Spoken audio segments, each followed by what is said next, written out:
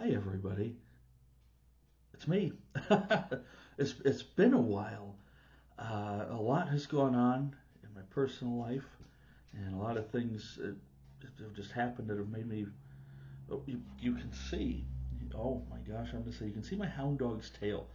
I'm in my office. I was able to utilize some space. I have the house to myself now, just the dogs and me, and so um, I was able to set up an office. You see that wonderfully gaudy futon that I got from Home Depot's website. Sight unseen, the color is what it is. It could be a bit more comfortable. Um, but anyway, I've always kind of wanted an office to myself, and I'm not going to do the spinning, of the camera so everybody can see everything. Um, but I've got my books here. I've got my music books. Uh, if I get out of the way, you can see where the music books are. You see Cooper down here. I have a stuffed Cartman figure. That was my dad's. he was a South Park fan, and specifically he got a kick out of Eric Cartman. So um, it's been a while, and there are multiple factors into that, but the biggest two are things were for so long were just not conducive to doing this kind of thing. And my heart wasn't in it, and I kept thinking. I even wrote lists of subjects to tackle.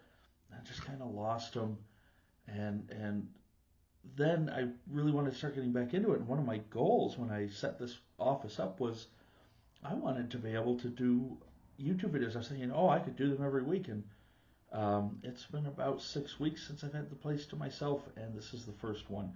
Which comes to the other major factor. I've been nervous. When you do something even semi-regularly for a while, you get used to it. And I haven't spoken to you guys, to the music-loving community on YouTube, in quite a while. And I'll be honest, I've kept thinking, I don't want to mess this up. So here I am. I'm giving it a shot. You see, Coops has had enough already. He's going to lay on my bed. The pug is actually sleeping over on the futon on an identical pillow to the one you see behind me.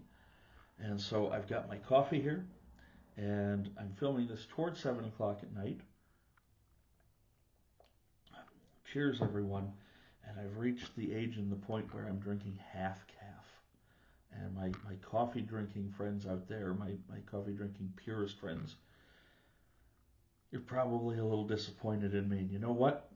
I'm disappointed in me too. So anyway, the subject today is a lot of fun. It's one I put together yesterday. Yesterday from when I'm filming this. I have no idea when you're going to see this.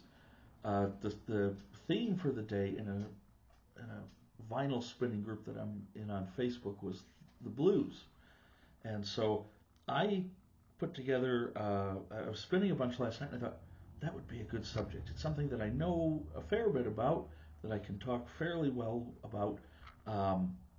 And so I'm doing my top 10 studio blues albums of the 1970s. But the caveat is sorry, Koopy's back and he demands to be petted. The caveat is it's top 10 plus one. And the reason I'm titling it that is because I hate giving um, honorable mentions and that kind of thing. The almost woulda, shoulda, coulda, and I'm like, all of these 10 plus one have to be in this list because they're all fantastic. And so the second, well, the first half that you're going to see, the 6 through 11, they could really be in any order, and it was a hard time picking. I want you to know I love all these records. These are fantastic albums, and I don't really have much bad to say about any of them. And so the plus one, and I something has to be last, but I feel bad about it, is Cold Day in Hell by Otis Rush. And for those of you who have been following my channel or my Instagram page, you know my love of Otis Rush's music. He was just a killer guitar player. Um, Played left hand, played right hand guitar upside down. This has a remake of All Your Love, I Miss Lovin' on it. This was from 1975. Yeah, I was going to say 76, but 75 on Delmark Records. It was his first studio album in quite a while to that point. And so I think maybe not being too prolific in recording, at the time this was not a huge hit, although like I say, it's a great record, and it gave him the reason to go over to Japan and record the great So Many Roads Live. Anyway, Cut You Loose, You're Breaking My Heart, Midnight Special, Society Woman. Uh, You're Breaking My Heart is an 8-minute just monster of a tune. Mean Old World, All Your Love I Miss Loving, Slash Jam, so he extends it a little bit. The title track and Motoring Along. Um, yeah, uh, just a killer blues record, and maybe not one of the better known ones, even in the blues community. Otis was probably best known for his live albums, and he recorded for Cobra in the 50s, and he did a lot of great songs then, including Homework and the original All Your Love I Miss Loving and all that. So anyway, at plus one, because I hate to not really include this in the list, is Cold Day in Hell by Otis Rush. And if that's the bottom, geez, it's only going to get better. And we continue on with the Alligator Records debut from 1978 of the Iceman, Albert Collins. He'd been recording off and on for quite some time. He had I don't remember if it was mostly or all instrumental, a pretty decent album called Truckin' with Albert Collins, that kind of a collector's item. I have a beat up old copy. It's not in great shape, but it's there. Um, he finally found a home, a long-time home, starting with this album with Alligator in Chicago. And his guitar just stings on here. If I may read without getting sued for copyright on here.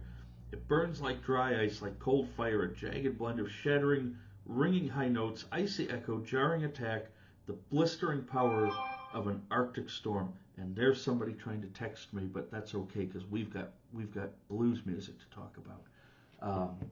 So again, 10. This could easily be higher, easily. Most of these could. Honey Hush, When the Welfare Turns Its Back on You, Ice Pick, Cold Feeling, Too Tired, Master Charge, Conversation with Collins, and Avalanche. And he had the great A.C. Reed on tenor sax on this. A.C. Reed was one of the finest musicians in all of the Chicago blues. And so, you see the back there, and I know that's a posed photograph, but that personified. He had a great tenor voice. Yeah, if you're watching this channel and watching this video, you have probably listened to or at least heard of Albert Collins, the master of the Telecaster, the Iceman. I'm going to say go pick out every one of these albums, but boy, this was just reissued, I think 2 years ago. So this is a 2022 remaster. Killer stuff. Now we're going back to 1970, and we're going back to the poet of the blues, Mr. Willie Dixon. I've had debates with people on this.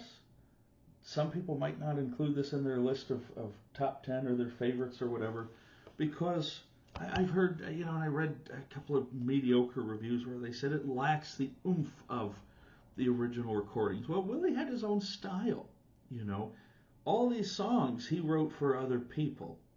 And so, it says right here, Muddy Waters, Howland Wolf, Chuck Berry, Little Walter, Bo Diddley, Jimmy Rogers, Sonny Boy Williamson, Magic Sam, Coco Taylor, and a host of others. And that is just the tip of the iceberg of the folks who have covered his songs over the years. And he didn't have the dynamic range. But I tell you what, I picked this album up, 1970s, I Am the Blues by Willie Dixon, on CD many years ago, just because I think it was only like $10 at the local Barnes & Noble, and I thought, oh, he's written all these songs I like. I want to hear. And he has a low bass voice, and it's not super dynamic, but it's fun, and this is a passionate album, and it's great to hear the men who wrote the songs sing Backdoor Man, which Howlin' Wolf made famous, I Can't Quit You Baby, which Otis Rush made famous. We were just talking about Otis Rush. Seventh Son, Spoonful by the Wolf, I Ain't Superstitious, You Shook Me, and I'm Your Hoochie Coochie Man by Muddy Waters made those famous. The Little Red Rooster, of course, another Howlin' Wolf tune, the same thing. And so this is like a miniature greatest hits of the blues done by the man who wrote the songs. So, you know what? This is nothing groundbreaking. And musically, it's maybe not as sonically good as the two that I just mentioned before that I ranked lower. But you know what?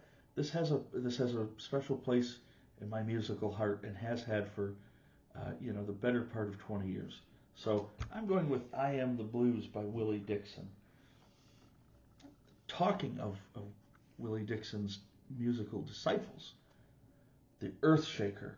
There we go. By the Queen of the Blues, Coco Taylor. Coco was tough. She was a badass.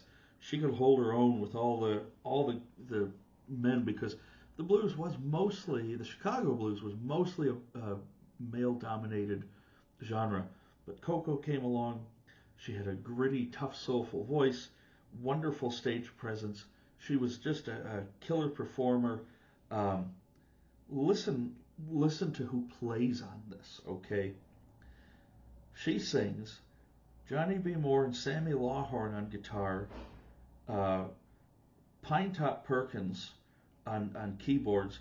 Harmonica Hines, Mervyn Harmonica Hines, who I have the privilege of knowing in real life. He's still down in Chicago, in the greater Chicago area, singing and playing his heart out all the time at clubs and festivals, and he tours Europe and South America. So I'm giving a plug to Harmonica Hines, and one of the main reasons I bought this was his very first recording. Now, I suggest you buy his book, My Contribution to the Blues, if you want to get the story behind how he ended up here. I'm not going to go into that. But Ablock on sax, Cornelius Boyson on bass, and Vince Chappelle on drums. I'm honestly not familiar with the rhythm section there, but all the other guys I know are fantastic, and the way they play on here, killer. And Let the Good Times Roll, Spoonful, which we just talked about, Walking the Back Streets, Cut You Loose, Hey Bartender, love that one. I'm a Woman, which is her version of Hoochie Coochie Man / I'm a Man / Mannish Boy. You Can Have My Husband, but Please Don't Mess with My Man. Love it. Please Don't Dog Me. And then another Willie Dixon pen number to close us out, which she had recorded earlier in the 60s, re-recorded here. The great Shuffle Wang Dang Doodle is on the Earthshaker by Coco Taylor. And I somehow don't think that this was just posed. I think all these folks really got together and were having a good time, and they said, hey, everybody get in for a picture. So there you go, the Earthshaker by Coco Taylor. And again, a lot of these are Chicago blues, basically, or people who emigrated to Chicago. Frank Sun Seals, the Sun Seals Blues Band. This is the debut. Sun Seals only put out 3 albums in the 70s. There was this, the follow-up Midnight Sun, and the spectacular Live and Burnin'. But I'm only doing studio albums, and of the 2 studio albums, I prefer this. It has a raw energy to it that the second one, while was fantastic, if the second one is an 8.5 or a 9, this is a 10 out of 10. Sun Seals on guitar and vocals, great. Johnny Big Moose Walker on organ, and he didn't use organ a lot after this. It was either piano or keyboards. John Riley on bass, Charles Caldwell on drums, whose name comes up on a bunch of other great records. This came out in 1973 on Alligator Records. So one of the first. The Alligator founder, Bruce Igloar, and if I'm slaughtering that name, I'm so sorry. I'm very sorry. He was working at the Jazz Record Mart for Bob Kester, and he actually who owned Delmark Records, and somebody called him from a Southside club and said, "You got to hear this," and he says, "I'm working," and it was Sun Seals just blowing the roof off the place, and he said, "I'll be right down," and he came down there and. Yeah, so and the story is on the back here, but Sun's guitar. He actually started out as a percussionist. He was the youngest of 10, 11, 12 kids, something like that. His dad owned juke joint in Arkansas, and he was a drummer, and he even played for the great Albert King on drums. But then he switched to guitar, and man, just the raw power, probably more than anybody else's guitar on here that I'm going to mention tonight. The pure raw power of of Sunseal's guitar playing, untouched. Mother-in-law blues, sitting at my window, look now, baby. Your love is like a cancer, which is funny. All your love, cotton picking blues, which he did in Arkansas. He grew up. It's very autobiographical. Instrumental called Hot Sauce, which is just frenetic. How could she leave me? Going home tomorrow now that I'm down. And so, man, just here you go. The Sunseals Blues Band, the Sunseals debut album, and it came out on Alligator Records in 1973. Now here's an album doesn't feature just one. This was just an all-star band, and I'm getting a little parched, and my camera's going a little out of focus, as the darn thing tends to do, and there we go, sort of, kind of, maybe. Bring it a little closer and refocus. The camera on my laptop died, and I bought this thing at Best Buy, and I'm not happy with it. Anyway, Junior Wells, harmonica and vocals. Buddy Guy on guitar and some vocals. Lewis Myers on guitar. Otis Spann on piano. Ernest Johnson on bass. Fred Below on drums. The Southside Blues Jam record. This was the last recordings Otis Spann, the great piano player, did record on before he died of cancer. The last recordings were done in January of 1970, and he passed not long after that. This is everything great that you. I still have the shrink wrap on, so there's a lot of reflection there. But holy mackerel! Stop breaking down. I could have had religion. I just want to make love to you, baby. Send me your love. You say you love me. Blues for Mayor Daley. I wish I knew what I know now. And Buddy sings on the final song, "Trouble Don't Last Always." And this is just a stellar performance from everybody involved. I mean, anytime back then that Buddy Guy and Junior Wells were on a project, it was a safe bet it was going to be good. And so this one was phenomenal. So from 1970, it's labeled under Junior Wells. He gets top billing. He was kind of the head of it, but everybody on there is an all-star in the blues world as far as I'm concerned. Oh no, it slid down. Now we're really getting up here into just absolute favorites. The record that started it all for Alligator Records, Theodore Hound Dog Taylor and the House Rockers, playing a beat-up Sears and Roebuck Japanese guitar with a metal slide. Think Elmore James, pump it full of steroids, add a little boogie woogie, and that's what you had in Hound Dog Taylor. And he put out a few 45 singles, never really went anywhere.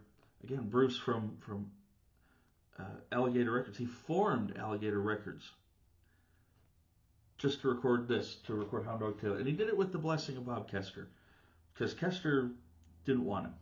And boy, that ended up just being probably a mistake for Delmar to not have Hound Dog Taylor. And sadly, Hound Dog would only live about 4 more years after this, and he would pass away of cancer only in his 50s. But he ended up, this brought him to worldwide fame. He ended up playing all over the world, all over America, from coffee houses and clubs to festivals. This is just mean, nasty, as pure and raw as it gets for the blues. You had Ted Harvey on drums and Brewer Phillips on rhythm guitar. There was no bass, there was no horn section, no piano, no nothing. Just 2 guitars, drums, amps cranked way up high, and just fun music. So Hound Dog Taylor and the House Rockers. Cannot recommend that highly enough. Had to be my favorites. This I only just discovered a few years ago. This is from 1977, and this is Johnny Winter, Nothing But the Blues. Johnny, of course, during this time period was playing with Muddy Waters, and he facilitated Mud's comeback. Muddy had left Chess Records once no members of the Chess family were involved anymore, and produced the Mud's comeback album Hard Again. And I believe this was recorded at the same time or right afterward, because the band is exactly the same. Johnny Winter on vocals and guitar. Muddy sings on one song on here. James Cotton on mouth harp, Pine Top Perkins on piano, Steady Rollin' Bob Margolin on electric guitar, Charles Calmes on bass, who was from Cotton's solo band, and the great Willie Big Eyes Smith on drums. And so you have the one of the finest blues combos ever, just ever, backing up Johnny Winter on Nothing But the Blues. And he'd come out with the Progressive Blues Experiment. He always had bluesy music, mixed blues and rock and roll, but this is a pure blues record. And I have a ton of Johnny Winter records and CDs. This is tops for me, because it's the most pure as far as I'm concerned. And again, I like the blues rock stuff. I like the rock stuff. I like the lightning quick stuff. But there's a magic with this. And is it as good as Hard Again? Not quite, because it's Johnny Winter singing and not Muddy Waters. But the musicianship, every bit as good on this. So Nothing But the Blues by Johnny Winter. This one from 1970, I had they had 2 albums out, and I still have the CD of it called The Best of Hooker and Heat.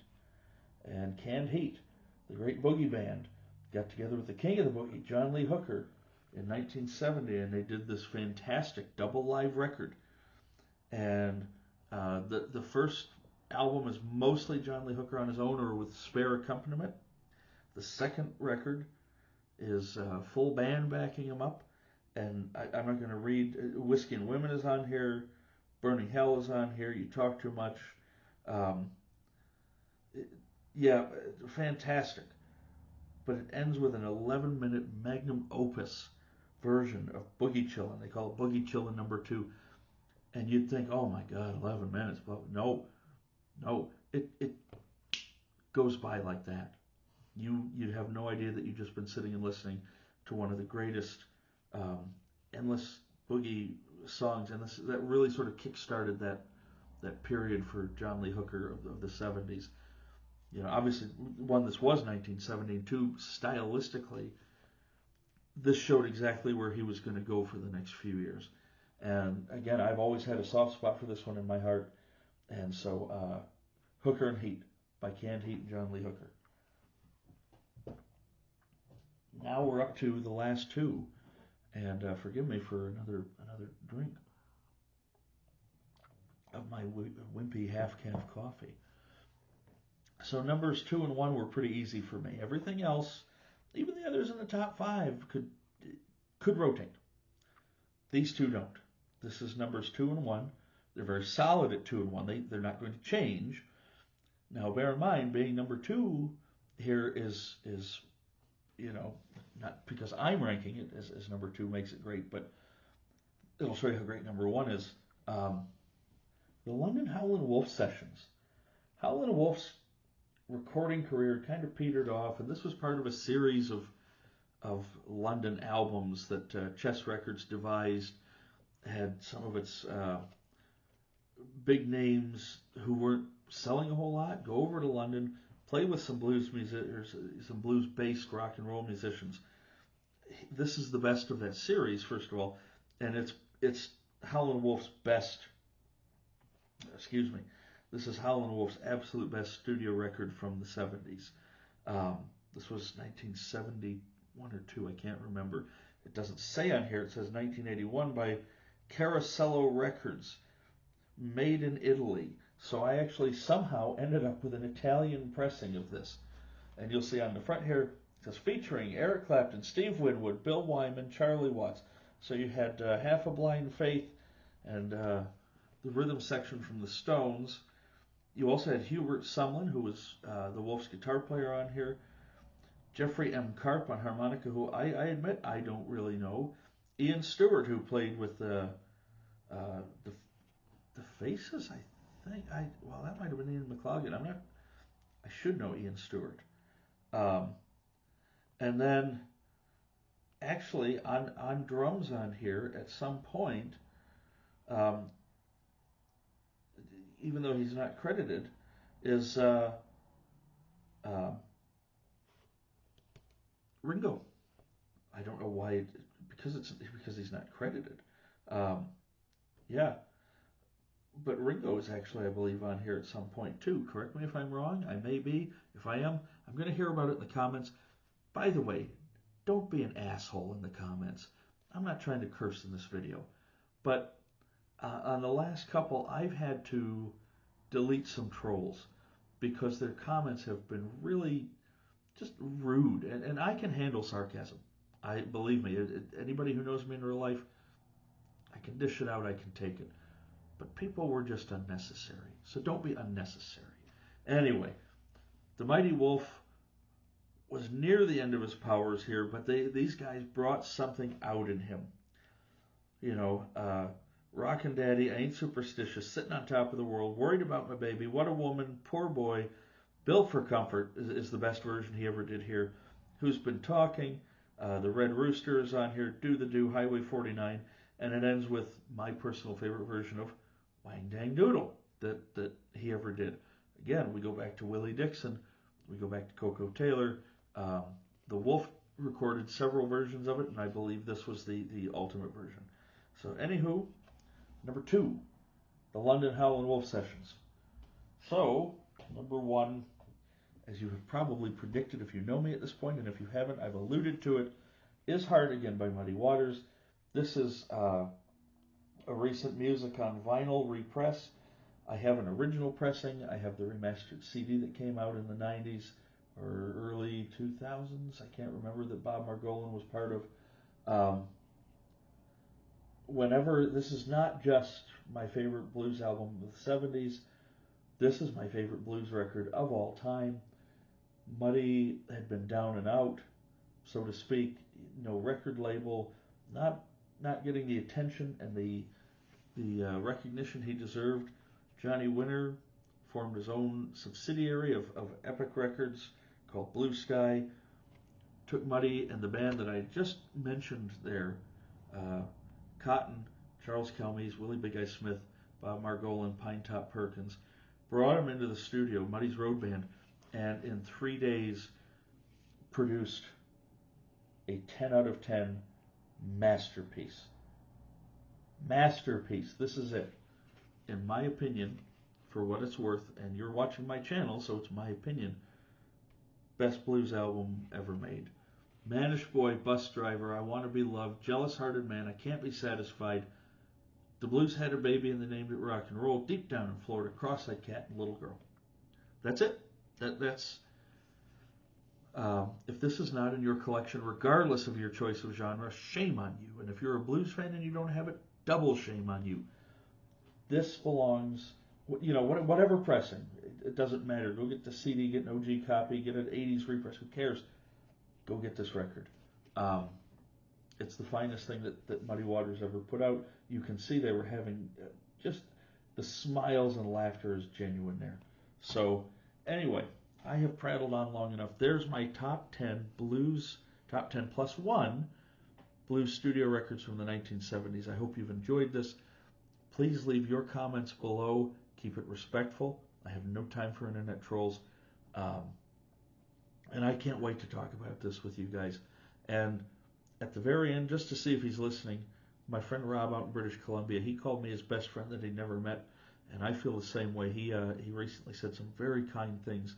And Rob, I hope this video lives up to your expectations, because it's really because of you that I'm taking the chance and getting back into this. So thank you for your friendship for all these years.